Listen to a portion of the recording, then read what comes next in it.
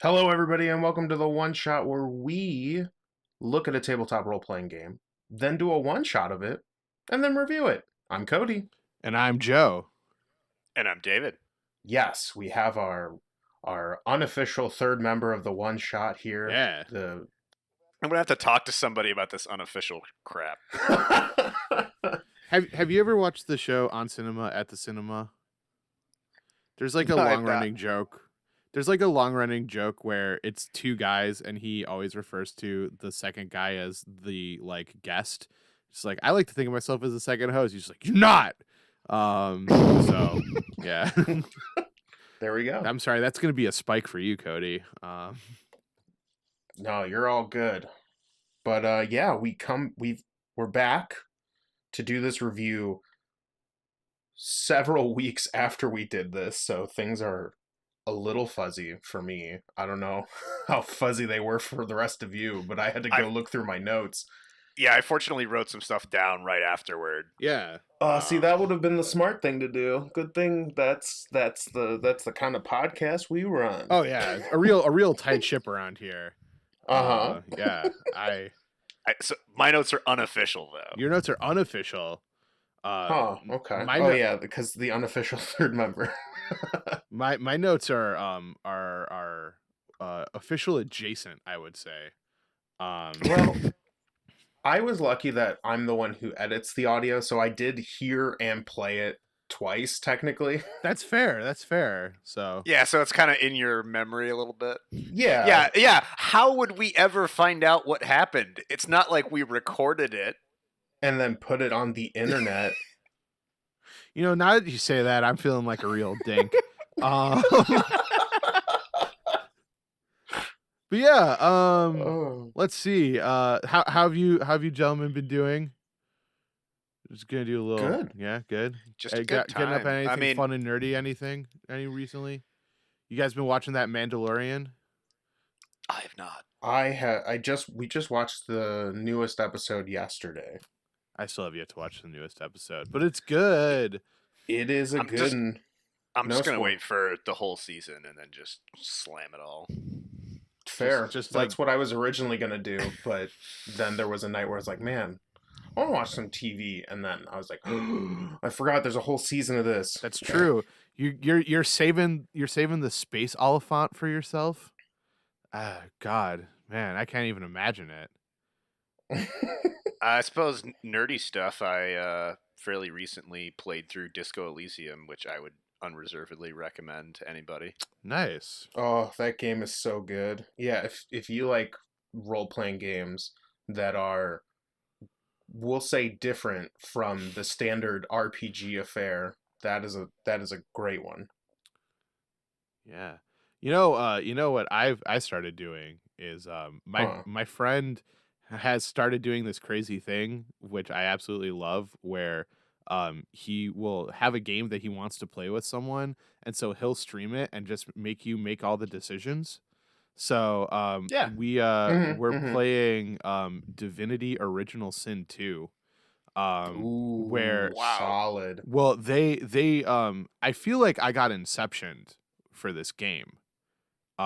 Because obviously I chose Beast because like someone sneaked into my brain in the middle of the night and was like, hey, this guy is a pirate and also a dwarf, and I was like, oh, very interesting. This is me. Someone just stole my original character. Nice. But yeah, I mean that's it's been a lot of fun. But Cody, strap in, anything buddy. nerdy? You're gonna be there for a while. Yeah, for real. It's a Larian game. That's gonna take you ages. I'm excited. Yeah. Good. And then Cody, anything you've been up to nerdy on the nerdy side of things? Well, I competed for Raid First in Destiny 2, which we did not do. I fell asleep during the raid. Why do you sound like you regret it? Because I like low-key do. Like, it's a fun raid, but they put like it's hard mode on the first day so that everybody has a chance to like, get world first. And we weren't really running for first place. We just wanted the accolade of like, yeah, we did it on day one because it's harder. And I fell asleep during it. So A stirring endorsement of Destiny 2, everyone. no, I was just up really early trying to prepare for it, and then Ah, we were stuck on the second boss encounter for like 6 hours. So holy shit. yeah, it was a rough first day, but it was Sounds fun to do. miserable. It had its ups and downs, and then I've been just eagerly awaiting for Cyberpunk 2077.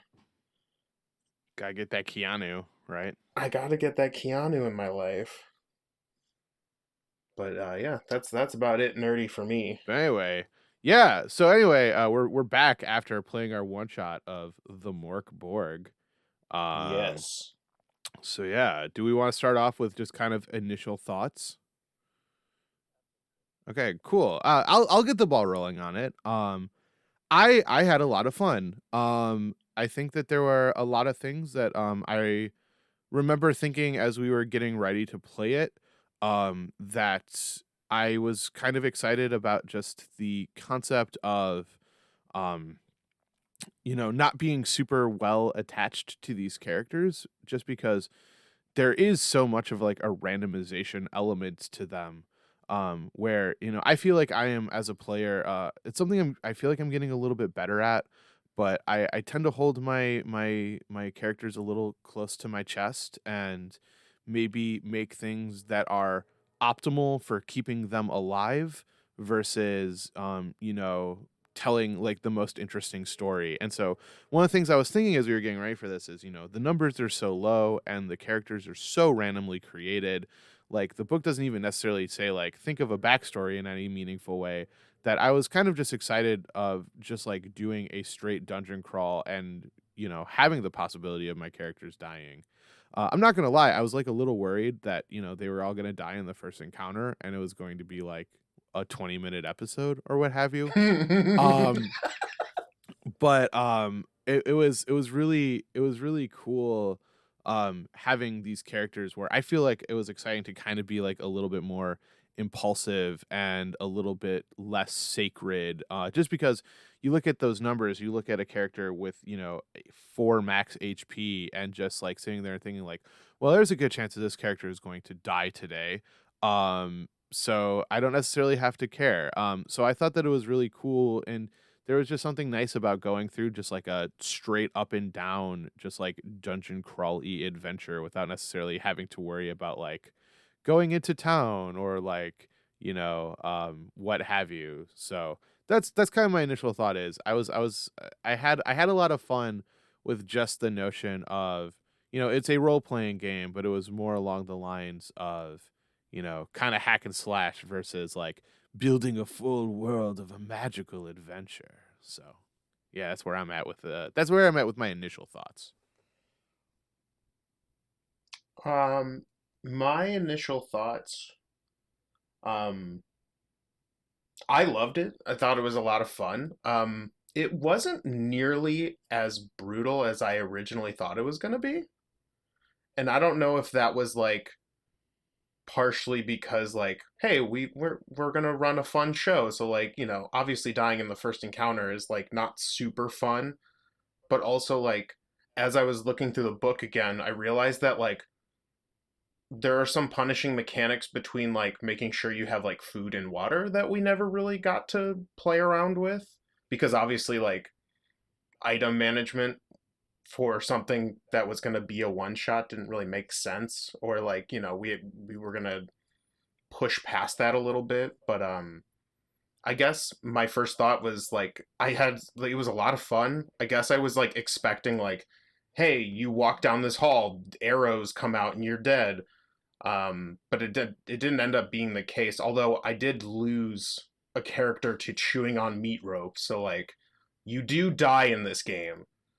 That's for sure. And a question I had for you, David, was it easier, or did we bull rush the encounters a lot more than you were expecting, or was it like you had it light so that we could like experience the game for what it for all of the things that it was? Like I'm curious about the back end of that. I had to mid game patch it to make it harder. Okay. So we were definitely bull rushing because You I took have a huge dump on the first encounter, which I was fine with because like I didn't make that one particularly hard because I was like, it's fine. I want them to, I mean, like if you had been hit, there was a chance that you would have gotten infected, but I know you guys had some resources to deal with that stuff. Um, but no one was hit, and you guys just completely owned those dogs. And then like my thing was like the next encounter is like the real encounter. But you guys did really, really, really well. Like it was actually surprisingly like not super dangerous for some of it, even with like the skeletons holding people down. Like my skeletons would have been fucking gibbed if I hadn't had that little mechanic. And I had to give the skeletons more hit points, even though they all had like armor and stuff. Mm. And I made the maggots deal more damage near the end. And the whole entire ending was basically like improvised. Gotcha. Yeah. So were you expecting that like big old thing to pop out of the water? That the snake, I Oh yeah, believe. no, so the original plan, minus what the Chronicle did, all of that Oh was yeah. different.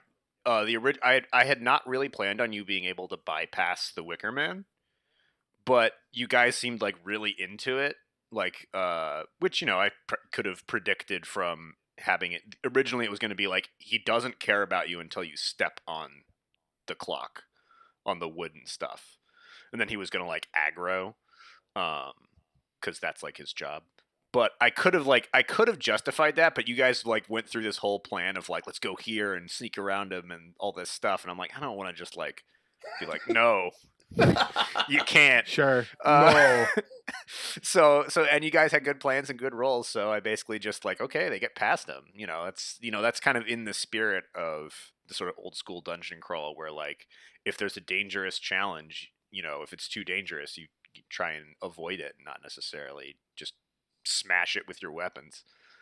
So the original narration I had written, because a lot, not all, but a lot of the like set like room narrations and stuff I had pre-written because I can't come up with all that on the fly.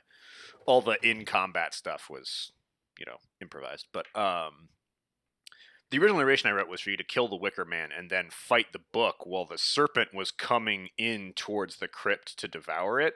You would have had just like 3 rounds to kill the book or you lose. Got Uh, it. the way Interesting. it Yeah. turned out was way better. Oh yeah, the us trying to sever the cord and deal with all the stuff that was going on was so rad. And Yeah. speaking of bull rushing your first encounter, for the year of 2020, I've been recording every single nat 20 that I've ever experienced in this year. And then in that one shot, we had 9 critical rolls. Oh Oh my wow. god. Yeah, for a 3-hour little bit, which to give you context, most 20s average out, at least through my experience this year, have been anywhere between like 3 and like 7. Like 7 being on the high end. This one was like 9. It was like, damn. I think the dice were Yeah. just excited to be like, on the show. They're just It's like, true. "Oh, we got to be I good feel for that. the listening audience," So, Right. Yeah, it turned out great, and I still ended up killing all but like one of you, frankly. Yeah, what happened to Belsum? Is that your character who did not go in the He drink? correct. He was the one that did not drown. I know he was like mind He controlled. got mind controlled, and he was gonna kill the other character. So he was still technically alive because basically once you threw the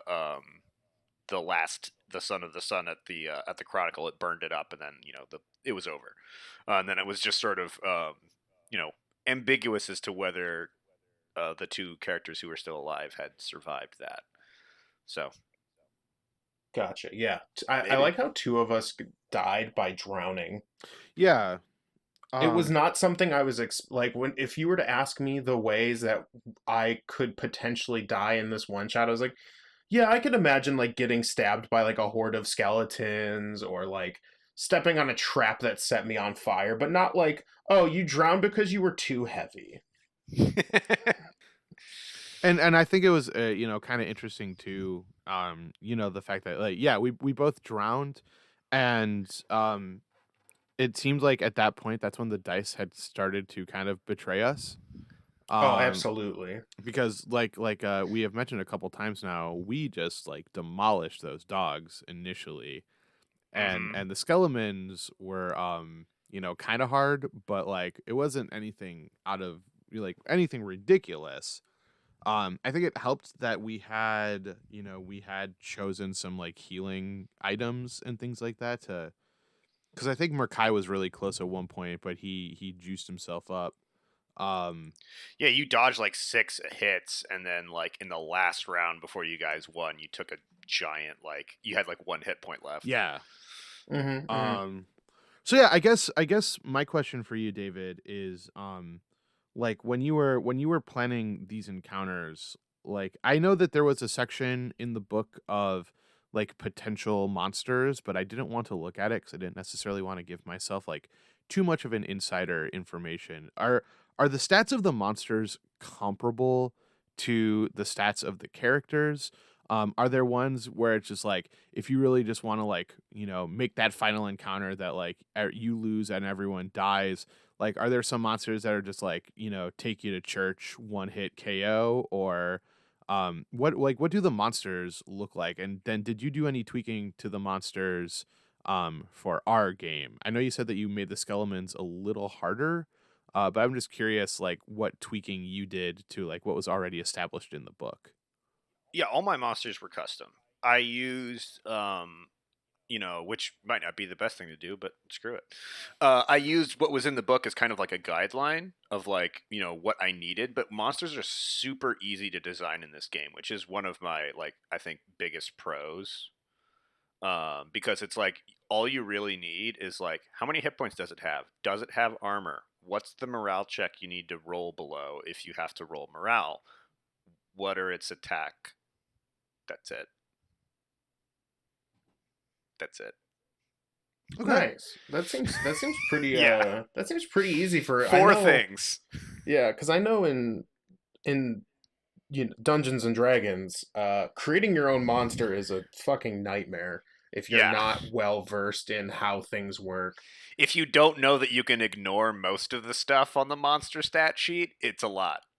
Yeah, yeah, because you see all that stuff and it's like a fucking baseball card filled with stats about every How do single I determine monster. how many hit die my monster? It doesn't matter. It Just doesn't pick a number. matter. Just pick an HP and you're fine. But Yeah. yeah, it's cool that it's easy to make monsters like that in this game. Because Yeah. yeah, I was like, damn, I wonder how custom you can get with this kind of stuff. Because well, I'll get Yeah, so into it later. Because my opinion on the overall game will be reflected by that. But yeah, so I used a lot of like inspiration from what was in there. And as for like are there monsters in here that can just absolutely kill people? Yes.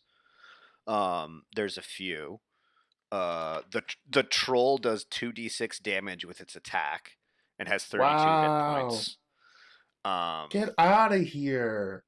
Although it's easy to hit, attacks are DR10, but still, like that's the kind of thing that they have, and like a lot of the like I think one of the reasons that I didn't go with some of the nasty stuff that will end up killing you in a more long form Mork Borg game is a lot of the stuff like for example the zombie.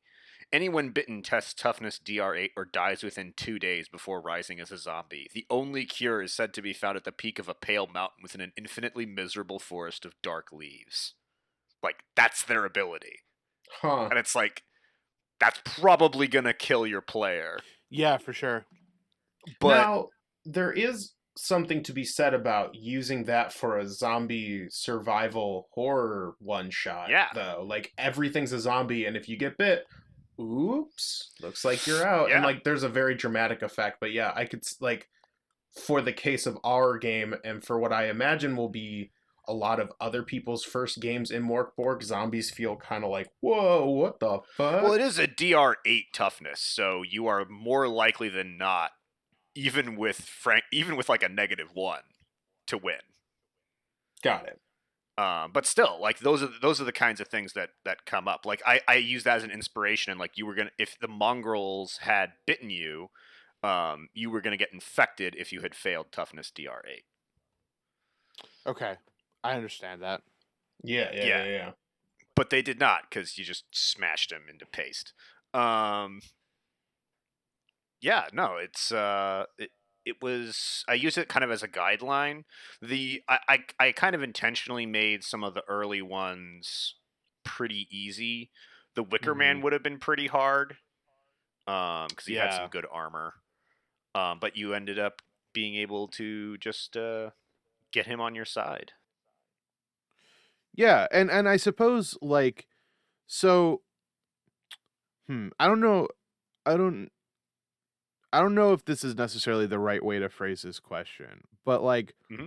do you feel like have you read anything with like the creators of the game along the lines of like do you think that obviously everyone has their own play style and things like that and there's no right or wrong way to play an RPG, right? If anyone is ever like this is the explicitly wrong way to play an RPG, like I'll probably throw that book into the garbage. Hmm. But like do you think that, they ever envisioned that there might be a party who tries to like, befriend this gigantic fuck off monster? Because it seems like it feels very akin to like a Dark Souls-y feel where it's just like you get within like a half centimeter of that thing's like, vision and it's gonna smash you with its big old nasty hammer and then like, you die and then you pop back up and you drink your ether or Well, whatever it's called. Like do you Estus Flask. or Estus Flask? Yeah, whatever. I don't play video I've played a games. lot of Dark Souls. Um, like do you think that they're like do you feel like there were mechanics designed to help you in the idea that we were trying to like circumvent this encounter, or was that just you kind of just being like, okay, they put a lot of work into it. It sounds cool. I'm just gonna go for it. Well, I kind of just used. So this is kind of like it's an OSR game. Mm-hmm. So I think that they're of the school of thought that the rules are very light, and if you want to do something else, it's about adjudicate what you need to do. If you need to roll dice to see if it works, roll dice to see if it works. I did have you guys roll several, like you had to sneak past them, and then you had to get across the gap. I made that gap with the gears up, just to give you another check. But you all did good. Um, so uh, I sort of drew on my experience for improvising that. But yeah, no, the game doesn't have any like systems for that. But I don't think it necessarily means the game is designed to preclude negotiation or teaming up with things. Like it's kind of like the game doesn't tell you a specific procedure for doing it, but it also doesn't tell you not to do it. That's kind of the philosophy. So it depends on who's playing, because like it's like second edition D&D or whatever. Like plenty of people played that game as kick down the door, kill the thing in the room, go to the next room, repeat over and over and over again. It's a Dark Soul before the Dark Soul, but plenty of people had like these socially complex games in that game system that had literally nothing for that. Okay. Not even like what's a persuasion. Yeah. So I think the game doesn't help you do it, and I wouldn't run a social intrigue game in Mork Borg. but Sure. but I don't think the idea of like teaming up with a monster is outside of the concept. Plus it was Okay. it made sense that you guys ended up teaming up with the Wicker Man because the Chronicle was tricking you, and he wanted you to kill him. Hey, yeah, good point. Speaking of Go Dark Souls, us. I actually had a mechanic in case you guys had all died. I was gonna it was gonna Oh, do sort of yeah. like a cosmic horror, like this timeline didn't work, but maybe there's another timeline where I was gonna like it would be like in the narration that Okay. this is not the only world where the Chronicle is trying to kill the Wicker Man and the universe. It's happening in a bunch of different parallel worlds. And so you guys were going to roll 3d6 and just like distribute your HP among your dead characters and then just start right where you were. So this would have been a different world where you guys had gotten further without taking damage before. You know what? Nice. I was actually, that was a question in the back of my mind, which was what would have happened if we just like ate it at the dogs first thing. Um That.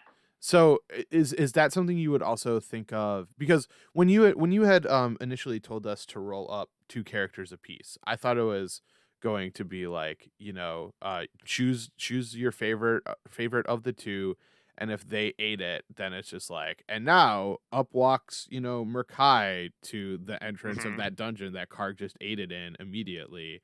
Let's see how he does. Whereas, um not necessarily like a roguelite, but not a roguelike, you know? Mm-hmm. So I was curious, um, like if that was the way to go, but it's cool to think, because as I was thinking about it, I was wondering, if we played this and we had gotten super duper into it, like where do you go from here? Because I know the game's pretty explicit, and it's like, in the longest Mork Borg game, I don't think that it's supposed to be longer than like 6 days or something like that.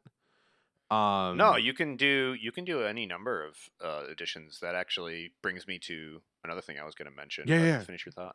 I mean, no, it was just curious, because it's like, I feel like, we'll get into this at the end, but to kind of give a sort of prelude is I think that this game is perfect for one shots, but I don't know if it's necessarily something I would want to play a long form campaign of. But I was just curious if you had thoughts about like ways to turn it into a longer form campaign. So So, this brings me to like the mechanic that when I saw this mechanic, it made me want to buy this game. My favorite mechanic, the calendar of Necrobell, was I sort of adapted it for the, when there was like that, there was a dead serpent in the place that was like convulsing and changing the geography. Every 20 minutes, I was rolling a d4 for the next like step to happen. I ended up just picking the right time at a couple of them, because since it was a one shot for drama's sake, the passageway opening, the floor collapsing, the maggots coming out of the neck wound, the head falling off, and stuff like that. But the calendar of Necrobell is sort of like how you organize the length of your Morkborg campaign, where they have all these like scripture verses, basic, well, like fictional scripture verses. They're not real. That would be pretty rad. But and you roll a die every dawn, and on a result of one, you activate what they call a misery, and there are 7 miseries. And when the seventh one reaches, the world ends, and it's just done. So every day you're rolling to see if a misery happens, and you get to choose what die you roll. So you could roll like anywhere between like a D100 is like they have like little subtitles for them. D100, years of pain. D20, a bleak half year. D10, a fall in anguish. D6, a cruel month. D2, the end is nigh. okay, Okay. When I saw this, I was like, fuck yes. So I tried to adapt that for like what was going on with the dead serpent. It didn't quite work in the same way, but I love the idea of a random table of completely world-changing events for a long-term campaign that totally shift the dynamic. The tough thing is that you can't really use the calendar in a one shot, because they have like a table of the miseries, and like they say stuff like, in one night all those not yet of 7 years and 7 days shall pass, born and unborn, and the dawn shall give them life as eaters of men. oh And wow, it's like that changes everything. I need to prepare new stuff. Like it's like it totally, a lot of these, some of them are not quite that, like 2-5 and glass shall become quartz. Like, cool, glass is quartz now, like whatever. But a lot of them are like world changing events. And I think that playing a sort of like you know adventure that lasts a long time, and using this, and you could make your own calendar, or your own set of miseries to prolong the life of the game, so you don't, like, if you were playing again, you could get repeats. Um, yeah. So that's sort of how I would do it, and I think that would be really fun. As sort of like you sort of make these little adventures, and then these terrible things start happening, and then the players have to react to that. Yeah, it creates a potentially really dynamic game as you're progressing through this story for sure. I like that. That's a very neat mechanic that I don't think I've seen elsewhere. I feel like I might have, but like if it's unfamiliar to me currently. I know there are other games that deal with like countdowns, like it's like Six Candles or Yeah. something. Yeah, Six Candles has Um, a countdown. Blades in the Dark also has like timers and stuff like that, but nothing quite like the world is w- going to end. Yeah, right. Yeah, Yeah. like something just so all of it. like there's very rarely like super dramatic timers like that, which is cool. I like that. Yeah, and I think that um, playing a sort of any a limited adventure that's just like this is the 3 months before the end of the world could be Hmm. really Right, fun right. because I really like this mechanic, even though I couldn't really find a successful way to implement it into a single session. Yeah, I mean that's kind of the pitfall of a sort of one shot testing of these games, but If I had had a little more time, and now that I've run it once, I would probably, if I wanted to get this feeling, I would have honestly designed more, because I kind of had only one choice, which was you go right or left at the front. There was another encounter if you had gone right. And I toyed with the idea of having it kind of like invade the the first encounter, because that was one of the things that could happen, is like when the serpent falls and breaks that wall, you were gonna have to fight both of them at once. But the time was getting long, and I wanted to get to the end, so I just let it mhm. go. Um, but in a non-recorded game without a time limit, I definitely would have done that. Yeah. So I think that could be. I would make a bigger dungeon with more pathways, and then the rules would have changed what paths you could go on. Yeah. So then you would have only ended up with like 3 or 4 encounters anyway, but like I would have had more options, and then had the roles be like, well, you're going here now. Right, Sucks right. to suck. Exactly. Yeah, that's what I would have done to get that feeling. Sure. The only other thing I mostly had two thoughts about Mork Borg because it is a smaller game. There isn't a whole lot to like pick at Yeah, for sure.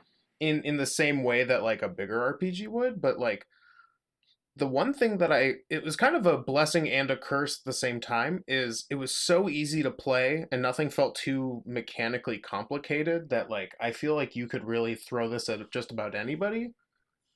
Um, However, that being said, I was a little bummed that the class that I had acquired through random rolling basically just gave me an item and a bite Mm. that I couldn't like logically in my head use during the campaign, and when I did, I died. Um I don't know if it was just like I don't know how you felt about your class, Joe, because I don't you were the poison brewer or something. Yeah, I was a poison boy. The occult herb master. Yeah. Um So like I guess I don't know how strong that bite attack should have been. Like is like because when I used it the before the meat rope, um, it didn't really seem to do anything that was like any more or less effective than like my standard attack. mhm. But like the idea when I was reading it, it was like, but it leaves you open for an attack because you're literally just biting people. That it felt very like, well, why would I ever use this over like a better weapon? Sure. And so I felt like I almost like liked my other guy, Belsum, who was classless, more. Just because I had this ability that I wanted to use, but like couldn't find a reasonable way to do it. But other than that, I loved how easy this was to pick up and play. Like it wasn't it wasn't like a technical nightmare like some games I've looked at where like uh God, what is it? Shadowrunner Oh is God. the one that I'm thinking of where it's like you grab a bunch of D6s and throw them at the wall, see what happens, and like Roll every d6 you own. right. Yeah. So yeah, that was my second thought is I felt like the class, like, or at least my class, because I don't know how you felt about yours, Joe, was a little lackluster besides like the sling that I used a couple times. I feel like the occult Master, as I was looking back at it, I think I got really lucky on the two uh potions I started with, because the one was just like a straight up and down poison, which was pretty nice, and then the other was a thing that just like kind of made me a little bit better at seeing stuff, or like my perception.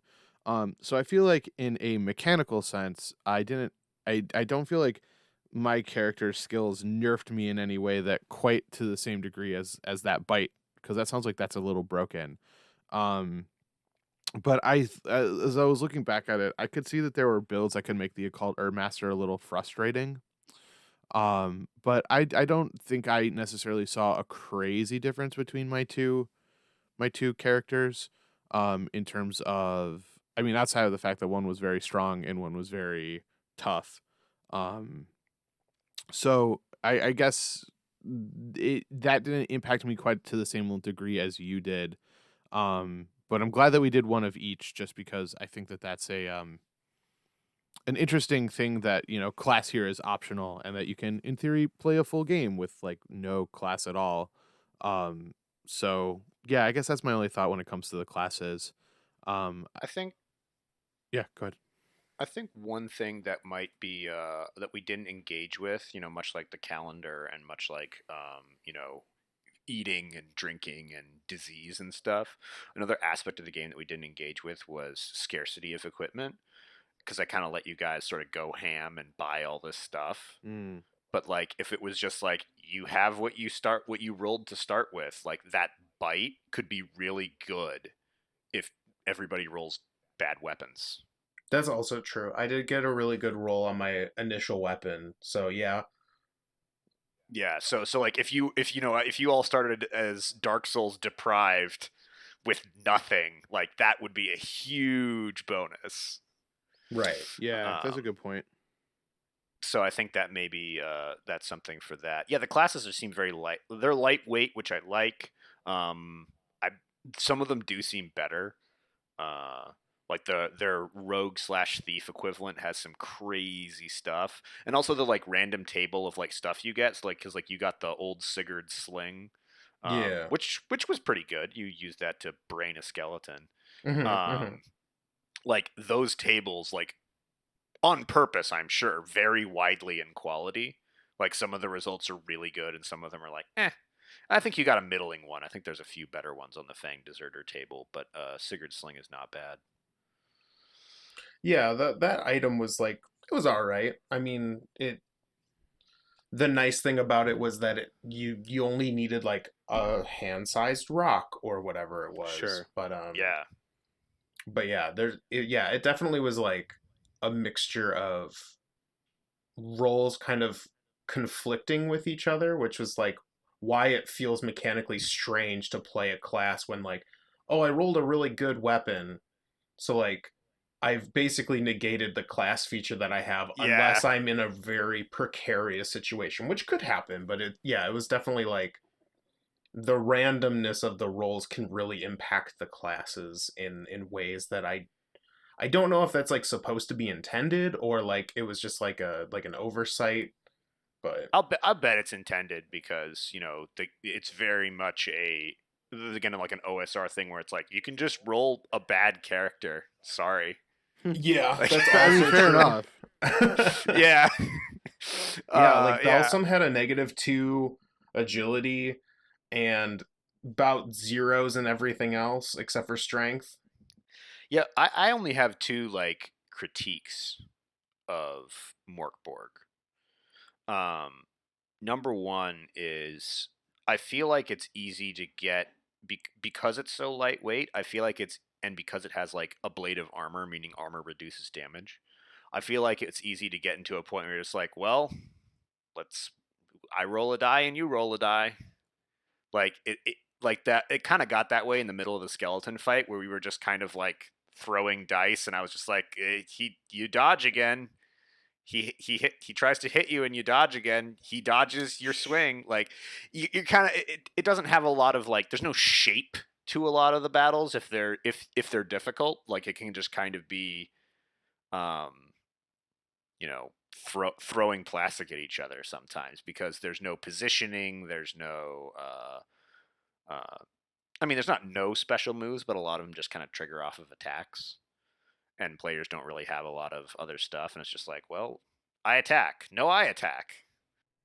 Yeah, yeah. I definitely felt that in the skeleton fight, and then somewhat towards the end when it felt kind of helpless. Like it was just like I sling dice, I sling dice, I sling dice, and it was just kind of like, all right, Yeah. can I just either die or murder something at this point? Yeah.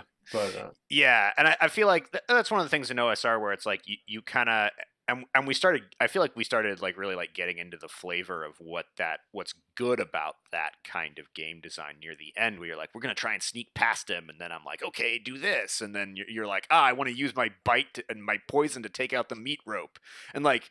I made that whole meat rope thing up because originally he was just going to open the crypt and then the serpent was going to come and that was the threat. But then the way the story played out, it was like you guys wanted to open it. I'm like, well, they can't just open it, then the game's over. Like I got to figure out a way to make this so I added all that stuff, and then I was improvising that, and you guys were using your abilities on it, and I was taking that into account. So that part was cool to me, at least. But I can see how it could kind of feel like, yeah, at the end. Like, what do I do? well, yeah, I was more talking about before we got to actually getting to the meat rope, where it was like the maggots, and it was kind of like Mm, it was more like, okay, do we hit the maggots? No. Do they hit us? No. And then like once we yeah, finally got to like, okay, there's this secondary object or there's this objective that we have. And I think once we figured out that like, oh, maybe we should do something about, the tomb, then it became like, oh yeah, now we can really kind of get into it. But yeah, there and were then some Karg rides the serpent for like a turn before falling yeah, off. It was cool. Yeah. like yeah, there was a lot of cool stuff that eventually did happen. But yeah, there is kind of like that weird like you can accidentally get caught up in like I hit the skeleton hits me, and then you just kind of roll back and forth. But yeah, Yeah, and I it feel does like, God, it does feel like you kind of have to be careful as a game master to not like if you unless people are cool with that and they just love slinging dice to like throw numbers out and like more power to you. But like if you do get caught up in those kind of monotonous things like adding you know like much like a secondary objective or things like that can yeah, alleviate that issue. ways to change up the battle, like have the environment go in and be a threat and stuff like that. Things that are constantly making play. You have to provide like meaningful choices because in the skeleton fight, your choice was, do I hit this skeleton or this skeleton? Mm-hmm. I guess there was a little bit of like, do I help Karg out of the bones or whatever? But I don't think that like bone trap mechanic was super successful. Um, It was yeah, successful in the idea that like there was like a threat outside of the skeletons, but yeah, once we figured out like, oh well, if you're just strong enough to fight through it, then you're fine. yeah, um, yeah, Agreed. creating a few more problems to give interesting choices on what to do is like kind of key. Like you can't just like, here's my sack of hit points with a damage and throw it at them. I mean that's true of any RPG, but it's kind of especially you can kind of see it in stark relief with so few mechanics. Right, Yeah. right, right. 100%. And my only other critique was, this might be personal. I'm sure some people prefer this, but God, I wanted some fucking miniatures. Like theater of the mind bent my brain. Yeah, I feel that because we work in a audio medium, Yeah. having a map didn't really make sense, and Well, that would have added a little more time. But in yeah, I in a different definitely feel 2020, we like would have had miniatures, but Yeah, right, yeah. right. So yeah, definitely. I also agree. I would have loved to see this on Roll 20 or your virtual tabletop, and I think that would have added a lot to the game. Yeah, I think it would have it helps ground players in the environment.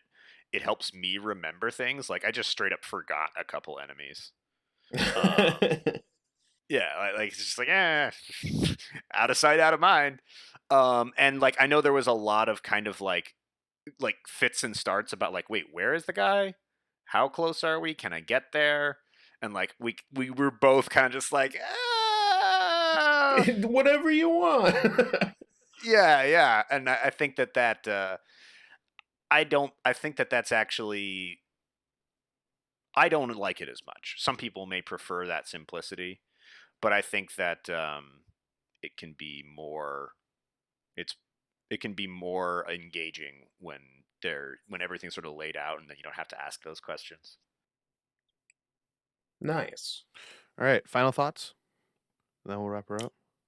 Yeah. My overall opinion, I'm actually of the mind that the one shot might be a bit too small for this game to really eke out all of the cool mechanics. Mm-hmm. Unless your one shot is literally like an 8-hour stint. Um, Yeah, I would definitely prefer this as like a short little maybe 4 or 5 session adventure where you can really get, because like some of those mechanics, I think the game was very well balanced around all of it being used and yeah, like kind of the randomness of it. So I doing a one shot again, maybe. I mean, yeah, probably. Like the game was really fun, and I would definitely play in that world again, like that kind of doom metal gothic apocalypse thing. Like that's an aesthetic that I really enjoy, but I would prefer it in a multi-session stint where like maybe you're a band of mercenaries that's a lot bigger than like 6 people. And so like if you die, maybe you're another part of the mercenary group. Like that could be a really fun like the game master could do like, hey, your mercenary band is like a group of 20. But every time you die, you take from that list, and once you've hit 0, you're done. Like you're out of people.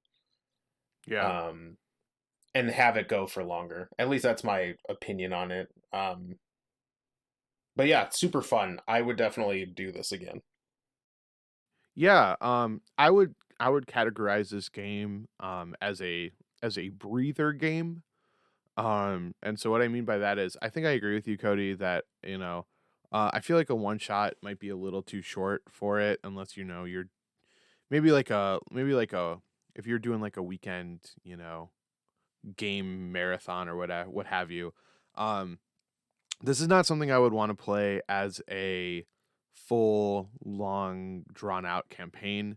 But it's something I would say by breather game I mean like if you're stalling, if you're getting burned out on whatever your main campaign is, and you want to do something where you just kind of hack and slash for a little bit and kill some things and get some glory. I think this is a fun game. As Cody said, it's not super difficult to pick up and learn. Um, and I think that sometimes the gamer in you just wants to wreck some stuff and feel really cool doing it. And I think you would be hard pressed to find a game better than Mork Borg at just a classic cool walk through the dungeon hack and slash. Um, I think it was super easy to learn. I think that if you have a friend who's into that doom death metal thing, this might be a fun thing to maybe even introduce them to draw them in a little bit before you get to the more complicated games. But yeah, this is something I could see myself devoting a Friday or a Saturday gaming session, once every couple months too. Not necessarily something I would be super excited to come back week after week or even bi-weekly after bi-weekly. So that's my final thought on Mork Borg. And what about you, David? Yeah, I think we're all sort of feeling the sense that there's more to this game than what we did. And I definitely agree with that. Like I think there's more to be done here, which is cool. I kind of like that. I don't know that I've gotten that out of, not that I wouldn't want to replay some of the other games that we've played, but I definitely felt like in a number of those, we experienced most of what it was designed for as a one shot. Yeah, I agree. Um, but I think here we're seeing that, like, there's a good like 40% of the game that we didn't really get. Um, which I think it would be cool to do that. And like, yeah, breather game, or like I'm thinking I would be fine playing like a 3 month campaign or something, just like, because the game just has a nice easy structure of like, hey, it's gonna end, like, Yeah, there's definitely a whether you want very it or not. Yeah. So I think that it would be fun. I think that it could potentially be a fun long term campaign. You would have to sort of, I think that you'd have to, the players would have to bring a lot, with like the adding some sort of emotional underpinning to it, because the game doesn't like it, it doesn't even have like fifth edition's like backgrounds and ideals and bonds and flaws. Like it's takes those things in open contempt. Name your character if you want, it will not save them. But I feel like, I think that actually like a kind of like horror movie game with like regular people, not like, the strange weird uh madmen that went through our one shot, but like regular people trying to survive in this gothic, horrible, dying world could be really like compelling. Yeah, 100%. That was another thing that I forgot to add is I think you could really use the base of this game and mold it into a lot of like horror genre element games. Like I could see this being really fun as like a zombie apocalypse game or even like a slasher flick where like you have like nothing except for like one thing and like you just kind of go at it and the creature or the slasher villain that you got to defeat is, just created out of this game. Yeah, yeah, I think it could be great for that. Agreed. All right. Well, hey David, do you have anything you'd like to plug at the moment or not? Not at this time. Okay, fair enough. Stay tuned. I always like to give the option, Thank you. I Um, appreciate that. and so yeah, hey Cody, if people like this episode and they want to learn more, where's a place that they can learn more? They could go to our website at www.fandomroulette.com where you can get all of our episodes as they're going live, a bunch of additional information about who we are and what we're doing as a whole. And then at the bottom, if you scroll all the way to the bottom, right above the social media tags, there's a little form that you can fill out to basically tell us what kind of games you'd like us to run, the things you'd like us to do, you know, whatever it is you want to tell us, you can do it right there. And hey, if people want to listen to this episode, but they don't necessarily use the same podcasting app as you do, where are some places that they can go to find episodes of the show? Gosh, we're all over the place. We're on SoundCloud, YouTube, iTunes, Google, whatever the Google thing is, Spotify, Stitcher, you name it. All you got to do is search Fandom Roulette. And hey, if people want to send us memes or check in or see, learn a little bit more about us, the funny stuff, are there any social medias where people can follow us and engage with us on the interwebs? Yeah, if you are a Twitter user, we are fandomr_podcast. And if you are a Facebook or Instagram user, you just got to search Fandom Roulette. Also, please remember to like, rate, review, and subscribe. Ring the bell if that's a thing. I think that's a thing on YouTube.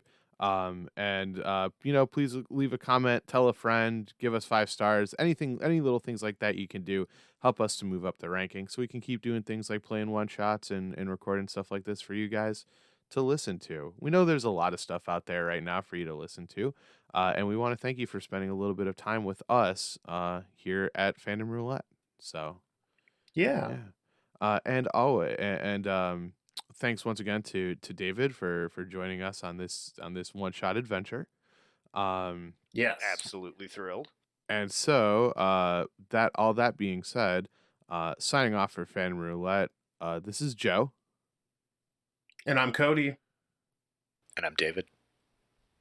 And as always, stay nerdy. Stay super nerdy.